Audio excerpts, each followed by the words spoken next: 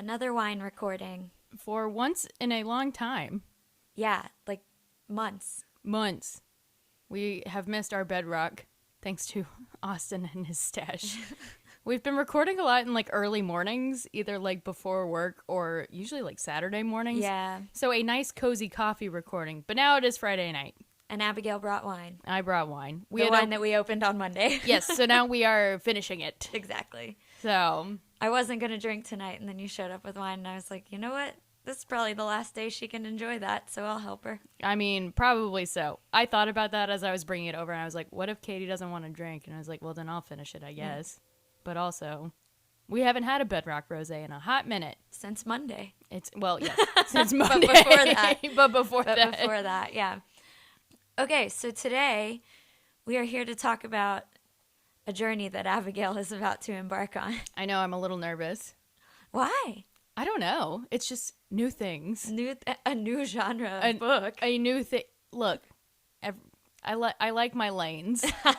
I like to be comfortable. This is why I rewatch Gilmore Girls for hours on end. This is why I have never seen a movie, because I watch the same 5 movies.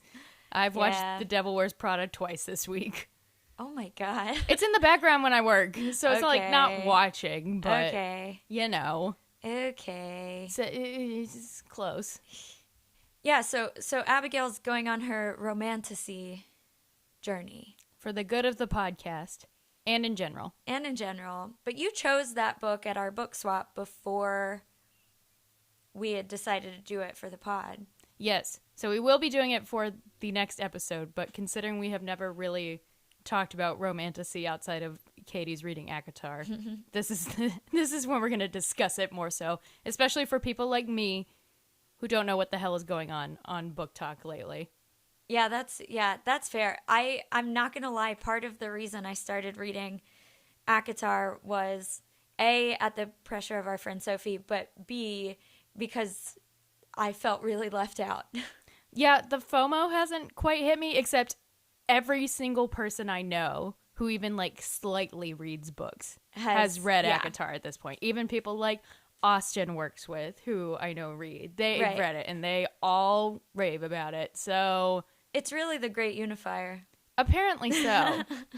But I am terrified of how large they are at the moment, which is funny because I was 8 years old reading Harry Potter and the Order of the Phoenix. Right. Yeah, these are truly the longest books that I've read since Harry Potter. I'm an iPad kid now. My attention span has sunk. Like, I'm reading the new Crescent City book right now, which is a Sarah J. Maas book. So same author as ACOTAR. And it's like 700 pages. And it's really frustrating to read it on my Kindle. All the other Sarah J. Maas books I read in print because I borrowed them from Sophie. Mm-hmm. Reading this one on Kindle is crazy because I'll read for like a half hour and I've only moved like 1% in the book. Do you have to just like turn off the percentage scale in the corner? I should, because it's like a little crazy making. I feel a little crazy sometimes when I like start a book, and sometimes I like having it chapters of like so many minutes until this chapter. Yes, me too. But I don't like when I start a book and it's like 4.5 hours to finish this book. And I know in the grand scheme of things, 4.5 hours is not that long at all. But it is also like, shit, I got to devote 4.5 more hours of my life to this. Even though it is what I want to be doing. But when you put it like that. Yeah, I was, after I watched The Fall of the House of Usher in the fall, I downloaded like a free, you know how Kindle, like Amazon has like all the like kind of quote unquote classics on there for free. Mm-hmm. I went and downloaded a like Edgar Allan Poe, like complete collection. And it was like 1,000 pages or more probably. And I opened it up and it was like 30 something hours to finish. Okay. Yeah, I was like, whoa. And then I read like the first 3 short stories and I was like, this feels really intimidating, and I haven't picked it up since. I was going to say, did you finish it? No. Yeah. That's okay. You've read enough Edgar Allan Poe in your life. Yeah. And that's what I was thinking. I was like, I want to kind of revisit the ones that I've read. Let me just find this free complete collection, and I bit off more than I could chew. We're not here to talk about Edgar Allan Poe. No, we're here to talk about romantasy. Yeah. So have you, other than Harry Potter, ever read, like, what other fantasies have you read besides Harry Potter, if any? Chronicles of Narnia. Sure. I'm trying to think. Probably, almost certainly nothing in adulthood. Because anything else that is maybe like a touch of fantasy would be more like magical realism, like we've discussed. Right. Like more witchy? Yeah. Than dragony. Right. That's really interesting because why don't we think of those like witchy romances as fantasy? Because they totally are. I guess that's true. Like they literally are. I don't like.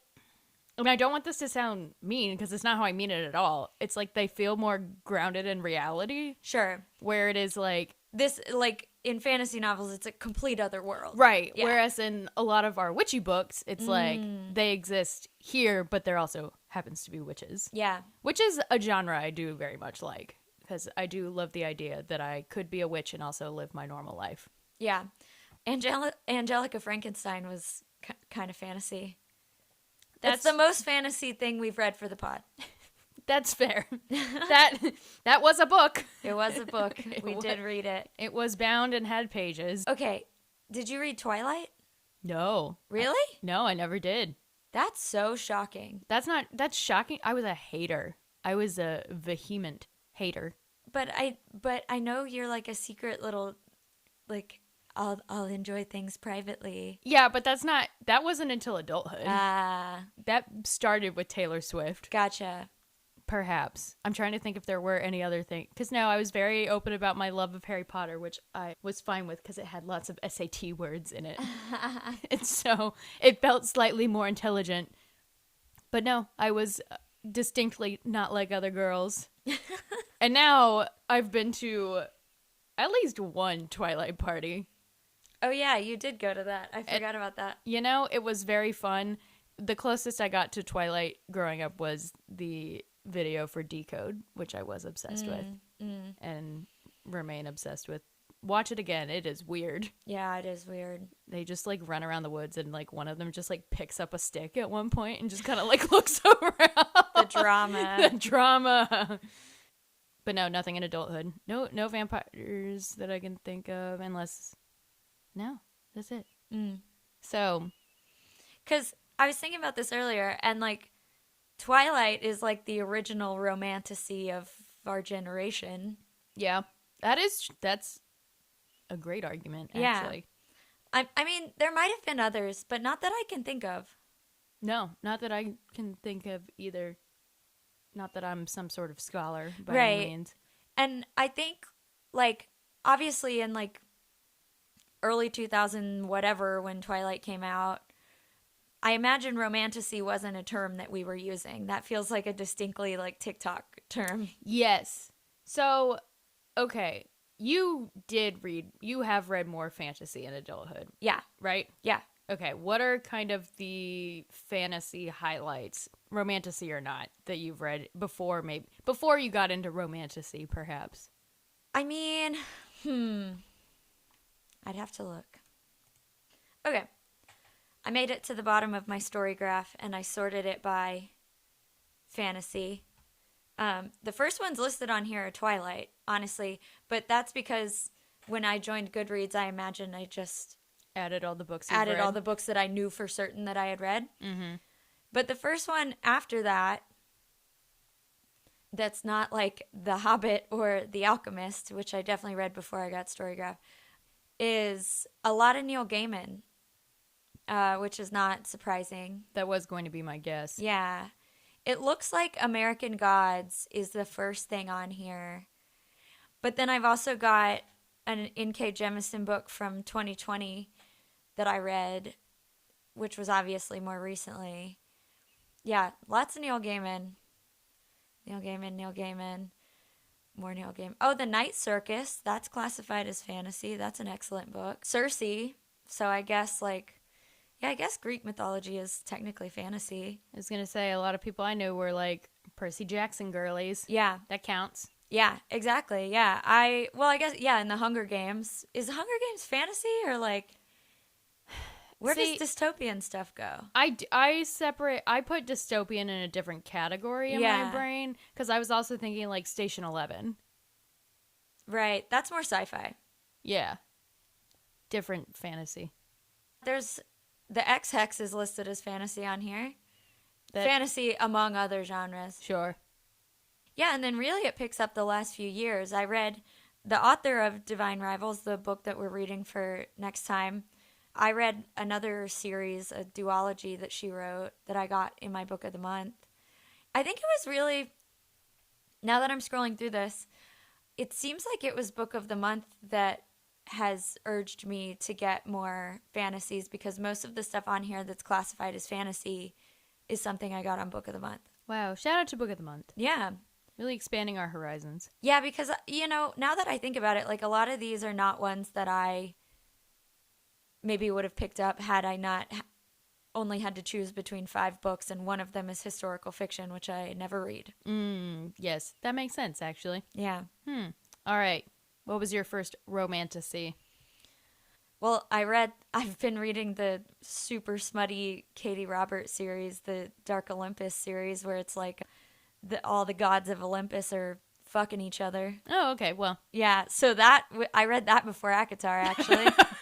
Your true origin story. Yeah, and I read that other Rachel Ross series before ACOTAR, but it wasn't until last year that I read ACOTAR. It says I finished the first one on March 20th, 2023. Oh, that's earlier than I thought it was. I read the first 3 books in March, I'm pretty sure. I read the first 2 in March, and then 1 in April, 1 in May, 1 in July. Okay. Yeah. Jeez, that's a lot. Yeah. Okay. What persuaded you to go down this avenue? Sophie. Honestly. Tell us how Sophie sold. I don't know. I guess I think she was my first friend that had like actually talked to me about it other than like seeing some, like she was the first non-TikToker that told me I should read it. Okay. And so I was like, oh, there are like people that I know that I think I have similar reading habits to that are reading this, like maybe I'll pick it up. But honestly, I like hadn't even heard of it. I mean, like kind of, but not really. I hadn't even heard of it until like last year on TikTok. Yeah, me neither. Okay, I don't even know what it's about. Give me the tiniest of spark notes. Yeah, so the first book, which you have to power through when you finally pick it up. See, that's so intimidating because everyone's like, this 2.5-inch book is not great, but the second one. No, the first one's the red one right there. So it's not that big. It's normal sized. Okay. First one's normal sized. Yes, first one's normal sized, and then that teal one is the second one, which is the best one. All right, these are looking a little more manageable. Yeah, and then they get bigger throughout. Okay, so it's about this human woman who lives in this like world where they're like humans and like fae, and they're not supposed to like. It's very dangerous for the humans, basically. Okay. And so one day, this girl like pisses off this fae guy, and he basically like kidnaps her in exchange, says he's gonna like take care of her family or whatever, because it's a whole thing. So it's technically, and please don't let this turn you off, it's technically a retelling of Beauty and the Beast. Okay. That doesn't necessarily, the only thing that has ever really turned me off is Raylo fanfiction. Okay. Which we have accidentally read, well, not even accidentally, or unwittingly. Unwittingly read Raylo fanfic on multiple occasions. Multiple occasions. You again, and what was the other one? One of the Allie Hazelwoods. Love Hypothesis Yes. is Raylo fanfiction. Yes. Yeah. How have we accidentally read Raylo fanfiction twice in our lives? We might have read it more and we don't know it. I'm almost certain now. Any Sunshine Grump, I'm like, it's Raylo fanfiction. And the man's like tall and brooding. Yes. Yeah. Yes. I'm afraid so. Love Hypothesis, didn't love, but I did like You Again a lot. Me too. But yeah, so he basically like brings her to live with him, and it's Beauty of the Beast, but in this magical fantasy land. Okay, that doesn't turn me off. I think that helps me wrap my brain around it a little bit more. I mean, really, it's not. I would say that the Throne of Glass series, the one on the bottom of that shelf, is definitely like a little more high fantasy. Like there's a lot of like world building and many characters, and like there's a lot going on, like Game of Thrones style, but not like it's not written that densely. Yeah. But Akatar is more like you're in this Fae world and there's action and shit, but you know, it's not, you don't have to like remember 500 names. Okay. What a relief. Yeah. Anyway. Okay. I Good. think you would enjoy it. All right. So, what made you decide to embark on your romantasy journey? Well, I think I have said on a past episode, or I at least said it to you, was that I miss being surprised by books. Because I read so much romance, which, don't get me wrong, we love romance, but we also know, as we've said on the podcast many a time, it's kind of just candy sometimes. Yeah. And we love it, and it's great, and it nourishes our souls. But I miss, like, having a book that I didn't feel like I could put down. Which I don't feel, that's not a feeling I get very often anymore. Because I do really like books about, I really like romances. I really like books about, like, family dynamics. I really like books that are kind of, like, really introspective, I guess. But those are kind of books that you can put down and pick up because they're almost, sometimes, like, it's like they take a different part of your brain, but it's like a part of your brain that you can put back down again, if that makes sense. I don't know. It's hard to explain. It's not that addictive feeling necessarily. Yes, and I miss that feeling. Like that feeling I had reading Harry Potter over and over and over again and, like, never getting tired of it. And so that has led me to try some more thrillers, like Whale Fall, which in a similar vein was actually, like, about family dynamics and was a thriller. Yeah. But the first That third book was stressful as fuck. that's why I read the last 2/3 of it in one night. Like I said, I couldn't put it down. It was so stressful. Yes, Katey did read Whale Fall, and it is very stressful and Good, fucking though. it was really good. Fucking gruesome though. Yeah, I kind of had to like let my eyes glance over the super gory parts because I was like, all right, I get it. I don't need to know exactly what's happening here. Yeah, I didn't expect it to be gory like that. Yeah. But it is scientifically accurate, as they note on the back cover, I believe, which I didn't think about what that entails. By the way, no one has ever actually been swallowed by a whale. They just had to, like, do a bunch of hypothetical research. Anyone who's been, quote unquote, swallowed by a whale was just held in the whale's mouth.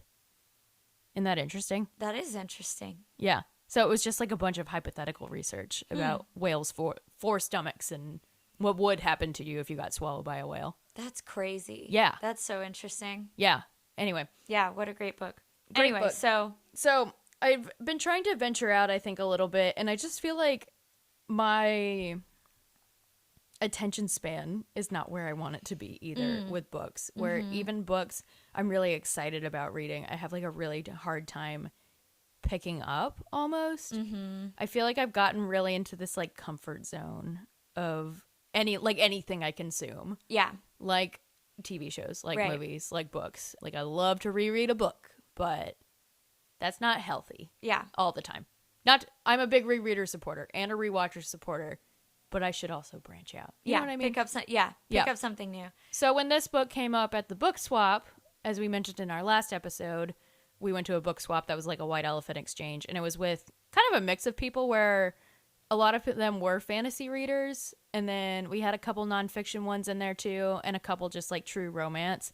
Yeah. And which was kind of nice because I was like, okay, it got to my turn and there were only like 3 left, and one of them was mine. Right. And so I was like, okay, well, I have to pick something else because I can't pick my own book. And then I think the other one I knew was romance, or maybe just like I wasn't super interested in, but I stole this one because I was like, okay, it's fantasy. Maybe I should see what everyone's yapping about on BookTok and among my friend group. Right. And it's about 2 18-year-old journalists. Yeah, I cannot wait to,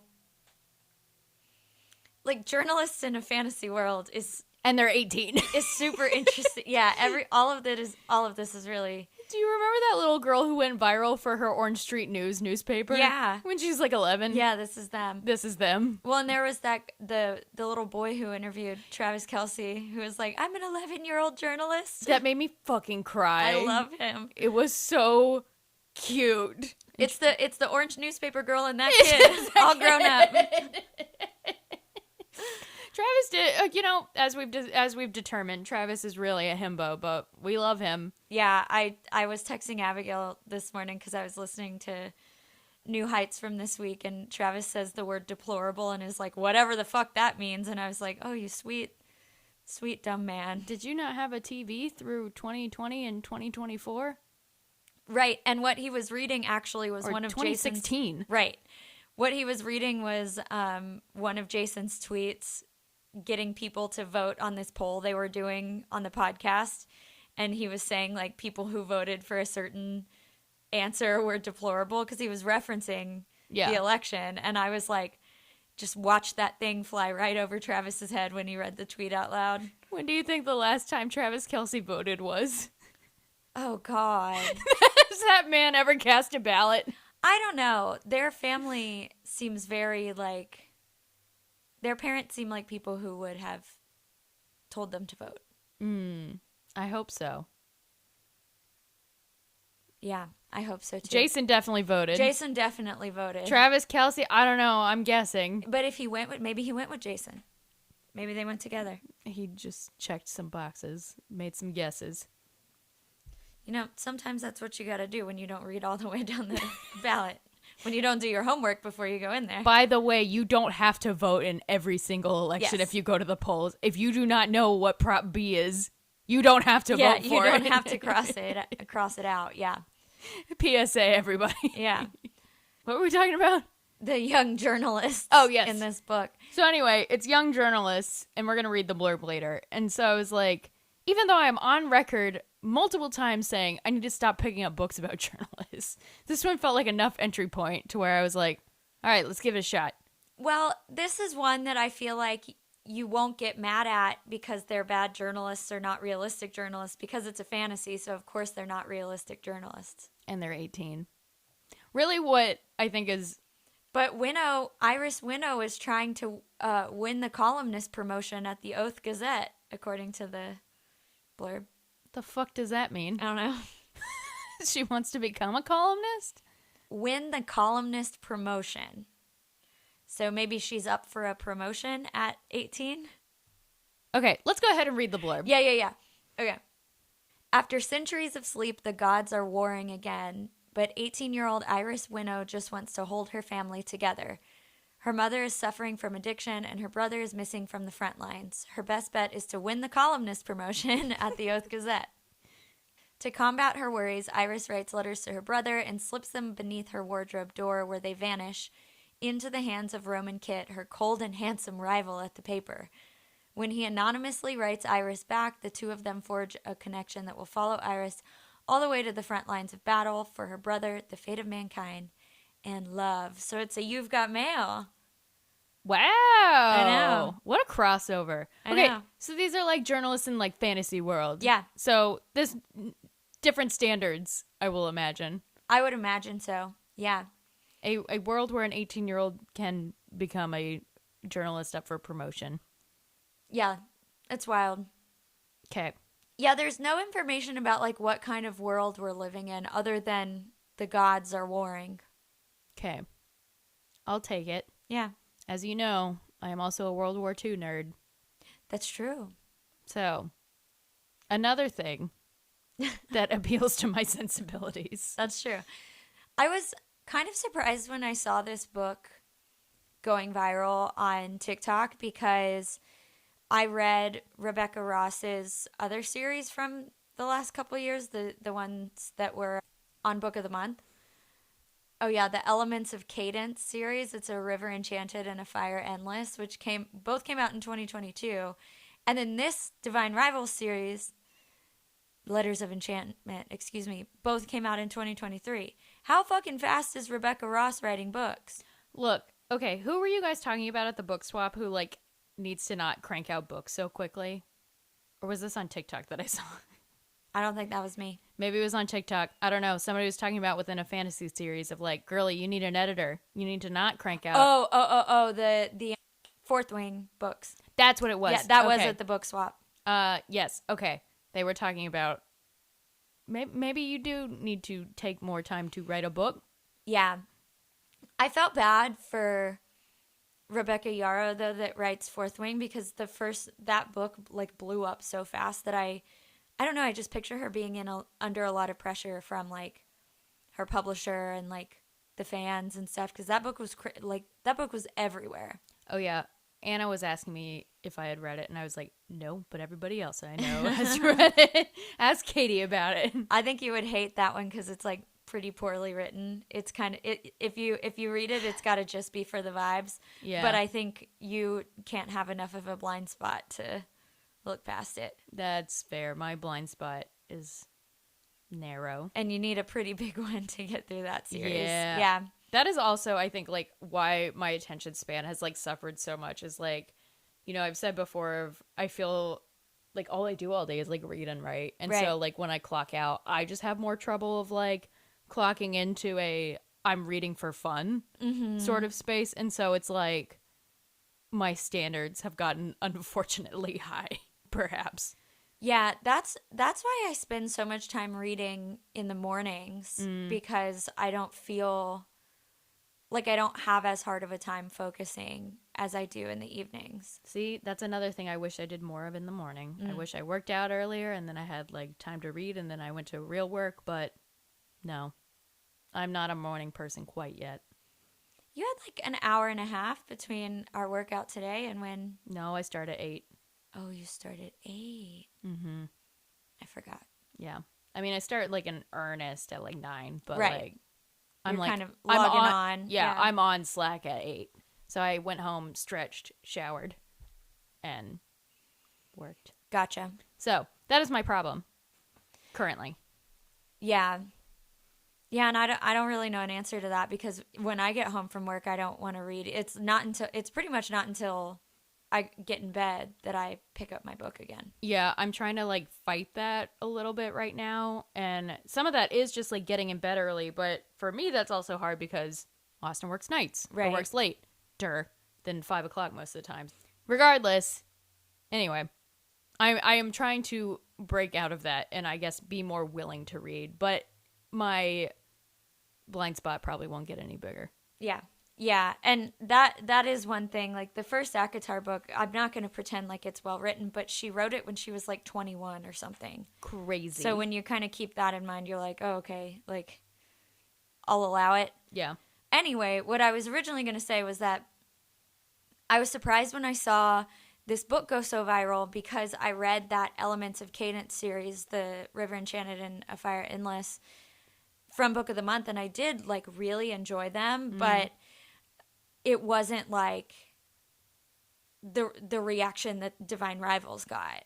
Yeah. Like I remember reading those and being like, those were fine, and like I liked the first one more than the second one, but obviously I read the second one, so like I liked them.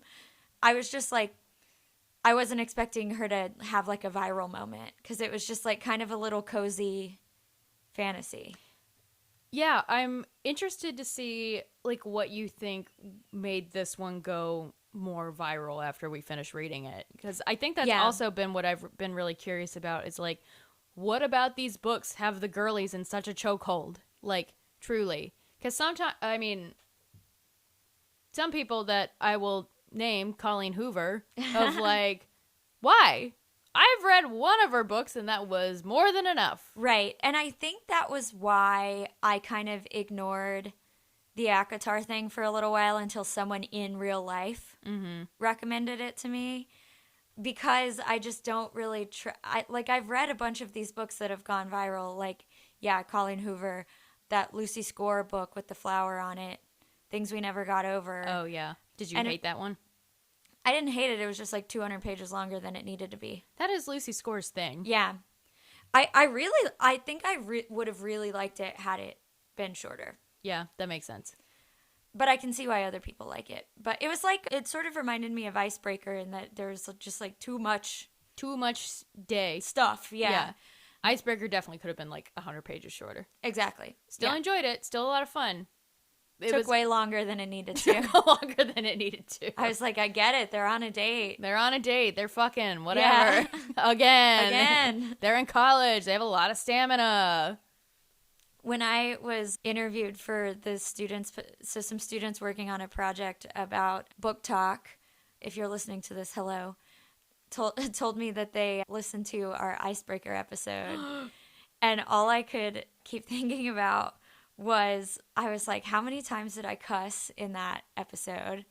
And I remember distinctly saying at one point, like, I hope college students are having this good a sex. That's right, you did. Which is true. I stand by that. That is true. But I didn't imagine any of them actually hearing me say that. Womp womp. I pretended it didn't happen. I sat there. But they were lovely. So if y'all are listening, girls, good job. And thank you. But yeah, I don't know what their podcast is called. It'll come out at the end of the semester, I think. I don't know. Oh, great. Well, I'm excited to listen to your interview and see what you said about me. It's goofy. Katey and I both joke that we are the personality hires of this podcast. Well, because I've never once remembered anything that's happened in one of the books that we've read. So Abigail recaps them. And anytime we do a book roundup, I have like two to contribute. True. And they are all ones that Katey has already read. Yeah. I have very rarely read a book that Katey hasn't read. So I'm the personality hire in that sense. We carry this podcast in different ways. That's true. That's true. Complementary personality hires. Yep. And I got all the stuff. Yeah, that's true. Katey does. And I know how to use it. It's a little lopsided, if you're, but that's less okay. Personality hire. That's hardware. Yeah, and I'm the equipment guy. Yeah, institutional knowledge. Yeah, exactly. Yeah, this is me bringing my real life knowledge to my non-work hobby. Yeah. Our hobby that we made work. Our fourth job. True. But yeah, I'm excited to read it. I am interested to kind of think about why this is the one that went bananas. What are some other things I should know going into romantasy, perhaps? It's almost always a slow burn. Okay. I'm not mad about like a painfully slow one. Okay, I'm not always mad about a slow burn. One day in December, the slowest burn of slow burns. True. So, and a book I do love, but perhaps if there are other things happening, which almost surely there should be. Yes, so that's like what I was just thinking about was, I feel like even calling like ACOTAR and stuff romantasy is a bit oversimplifying what it is, because like, yes, the romance is like the kind of thread that pulls the entire story together. Mm-hmm. Like the main action is not related to the relationship. It's related to, tension in the fantasy world that they're in. Sure. Okay. And so it almost feels like there's too much, by calling it romantasy, which is an even split of the two genre names, it feels like it's giving romance a little too much. Okay. Interesting. But then when I think about ACOTAR, like, yes, I think about like some of the action stuff or whatever, but like the thing, like I enjoyed the second book the most because the romance was the best in it. Okay. So I don't know, but it's like the romance is a major thread, but it's not necessarily the plot. Mm-hmm. If that makes sense. I see what you mean. Like the plot is doing something else while the romance is happening around it. The scene that comes to my head is when Elizabeth Swann and Orlando Bloom are fighting in Pirates of the Caribbean and they start making out. Do you know what I'm talking about? Yes, I know exactly what you're talking about. I don't remember what that movie that was my sexual awakening. Which part of it? Keira Knightley or Orlando Bloom? Both. I mean, correct. And probably more Keira Knightley than anybody, actually. Look, Keira Knightley's hot, man. Yeah. I wish I looked like Keira Knightley.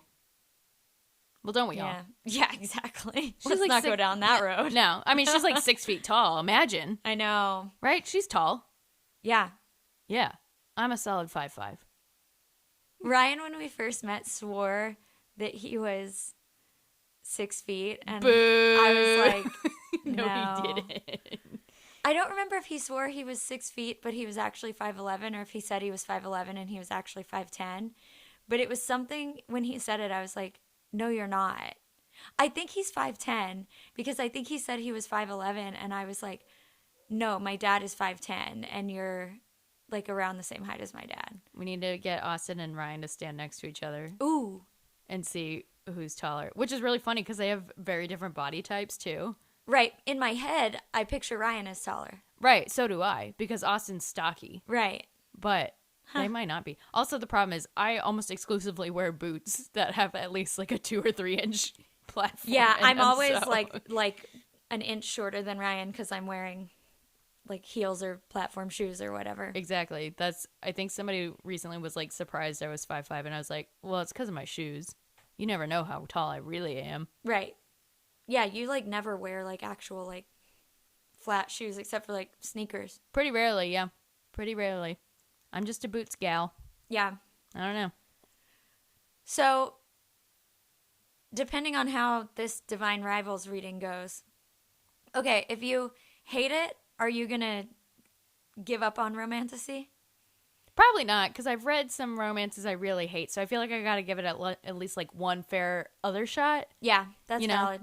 So I don't want to write off the whole genre, but I will maybe need a palate cleanser in the beginning. But now I am starting to get FOMO about ACOTAR because literally everyone I know has read it.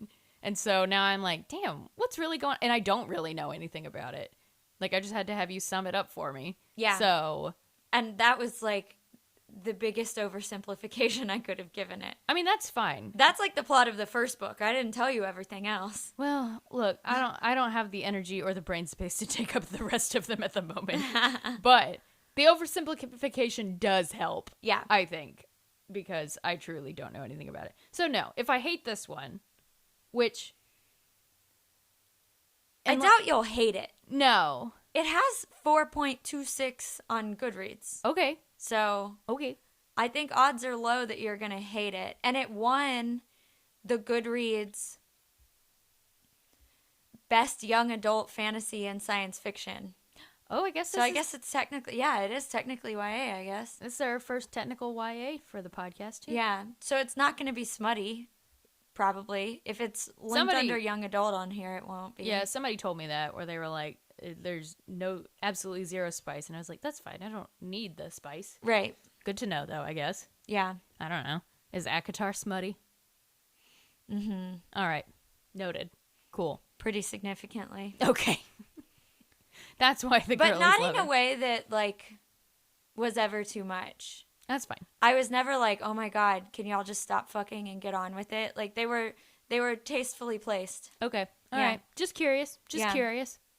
But no, I think like my biggest turnoff for a book in general is just it being poorly written. Yeah. And so if everybody likes it this much, I probably won't hate it. Right. Will it be my favorite? I don't know. Right. But I probably won't hate it. My hatred books are reserved for special cases.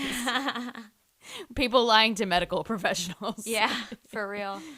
Yeah, I mean, that is kind of the tough thing because a bunch of these romantasy books, like Fourth Wing, like ACOTAR, are well regarded because the like world is so good. Mm-hmm. But some of the writing is like not the best sometimes, especially like for Sarah J. Maas, and she wrote this book when she was in her early 20s. Right. But there are some things to get past sometimes. I think for Fourth Wing, like I said, it would be too much for you, but I think ACOTAR you could power through. Okay. Noted. All right. Good to know. So there was a romantasy category in the Goodreads Choice Awards last year, which I found really interesting. I could be wrong, but I don't remember seeing this category before. I feel like I remember just seeing romance and fantasy. I feel like I don't know if this is new. It might be newish. If somebody knows, let us know, I guess. Yeah, and Fourth Wing won. Okay. But there are also all these books I've never heard of before. Well, two of them are by that author that wrote the vampire book that I read. A bunch of them are by Jennifer Armentrout, who I have not read, but who our friend Sophie is a big fan of. And that's that book that I bought it when we were at First Light the other day. Ah, okay. But yeah, there's Zodiac Academy, which I've heard a lot about.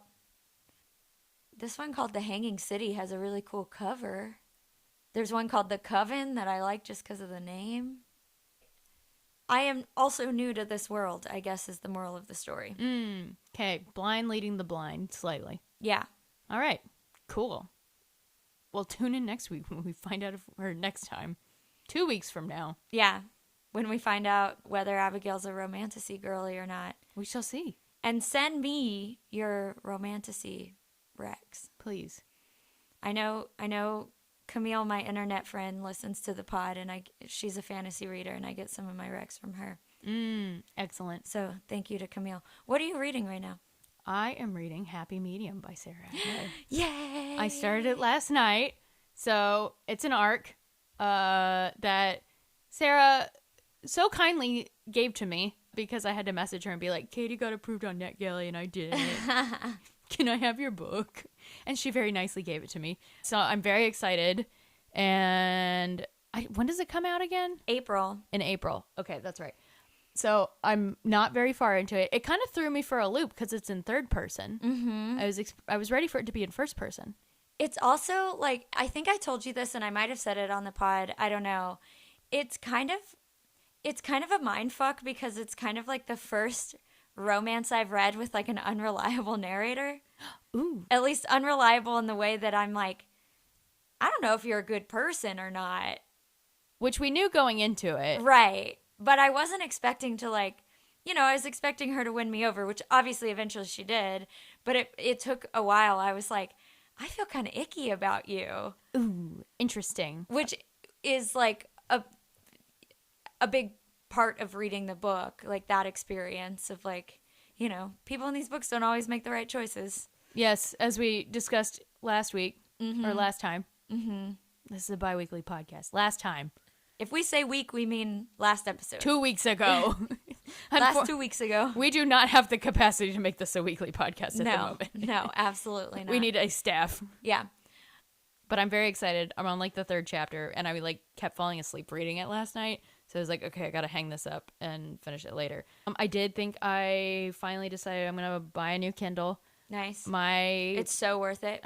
My battery keeps dying super quickly. Yep, that's exactly why I got rid of mine when I did. Okay, because I charged it definitely in December, and not I think I've read some print books in between, and then I picked it up again. It was at 22%, and I was like, that's not right. Did you have your Wi-Fi on? Maybe, but that'll still. suck it down pretty fast for those older ones. Yeah. I don't know. And it's just slowing down a lot. And now I'm kind of like, it's my birthday month. You know what I should do? Get myself a new Kindle.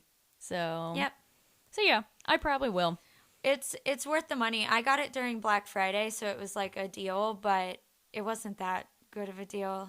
I know. I'm really annoyed right now because they're doing Valentine's Day deals on Amazon for some of the devices, and it's Kindle Kids is on sale. Which I'm in some Facebook groups, some Kindle Facebook groups that people are I bought the kids Kindle, and I just on the privacy settings, I just allowed it to have everything. Yeah. It's kind of genius. I did think about it, and I was like, is that different? I don't know what the actual difference is, but a lot of people on that group post for them. About it. Love people who do what they need to do. I saw a really funny rant. I can't remember if it was in the Facebook group or in the Kindle subreddit, which is also a thing that I'm in. Oh, I need to join. It's kind of fun. I love a niche subreddit. Yeah, all of mine are like that. Handbag subreddit. I would love to talk about handbag subreddit some more. I'm in all of the ones for all the different little video games I play, which is really fun. Love that. Yeah. I'm knee deep in Last of Us Reddit right now because I'm jonesing for photos from the set. I know. It's kind of one of those things I have to tune out because then I'll get so antsy for season 2. And so I just have to wait. Yeah. You know what I mean? I rewatched up to episode 6 of season 1 this week though. Nice. So I did make it through Fred and Bill and Frank. Bill and Frank. Fred. Who's Fred? I don't know. Bill and Frank. I didn't cry this time. Maybe because I knew what was happening, though. See, I cried more because I knew what was happening. I cried not as hard, but earlier in the episode. I started crying earlier because I knew where it was going. That's fair. But yeah, I don't know. Like I said, the first time I watched it, it traumatized me, and I cried for 2 hours. I cried for days. Nothing has ever made me cry as hard as the Bill and Frank episode of Last of Us, I don't think. No piece of media. The last time I can remember crying that hard at a movie, TV show, or anything was before pre-Last of Us, was when I watched About Time with Austin. Oh, God. Which I went into expecting a very fun rom-com, which it was, but also it fucking ruined my life. That's I'm thinking of the right one with Rachel McAdams and Bill Weasley. Yep. Great movie. I fucking sobbed. It's traumatizing. And then post Bill and Frank was watching Are You There, God? It's Me, Margaret on the plane, and I had to go to the bathroom to calm down. Highly recommend. I think I've talked about it in a previous episode, but everyone should watch that movie. It is so good. I need to watch it. It's also got Rachel McAdams in it. Go figure. Go figure. It is so good. It is so excellent. It is so, like, true to the book. It just really captures girlhood in a very, like, kind way. In a very real way also. And, like, also motherhood. Which, I'm not a mother, obviously. But they expand on Margaret's mom's story a little bit. And it's just really good. And yeah, I sobbed on a plane home from New York watching it. And Austin was watching Barbie next to me, and we were just passing tissues back and forth. Yeah. Just really, truly, though, everyone should watch it. It's so good. And I honestly, I don't know. Rachel McAdams should get an Oscar, but she won't.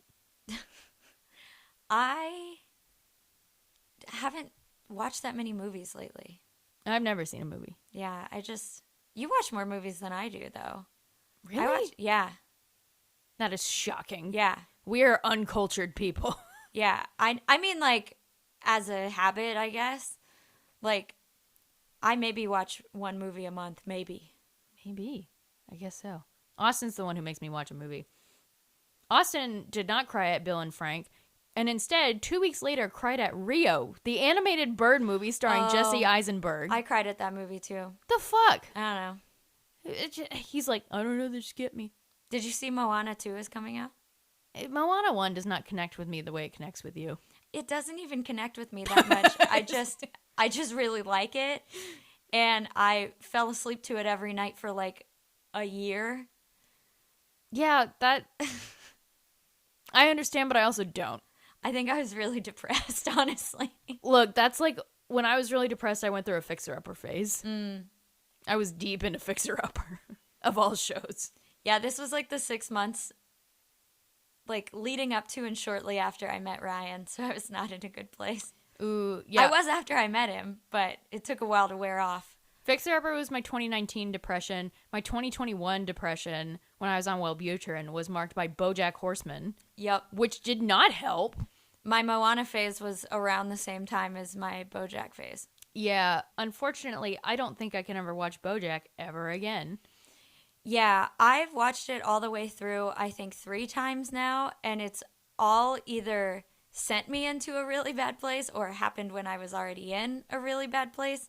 But I think I was 100% of the time on my way to that bad place already, and that's why I picked it up.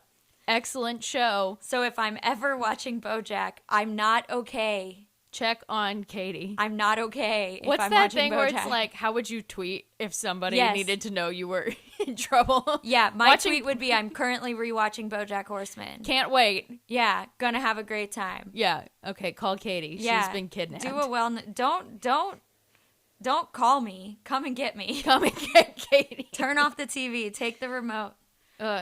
Excellent show. Won't ever watch it again. The best TV show I've ever seen. Watch with caution. Yeah. What are you reading right now? I'm reading the new Sarah J. Maas book, the new book in the Crescent City series. It came out at the end of January.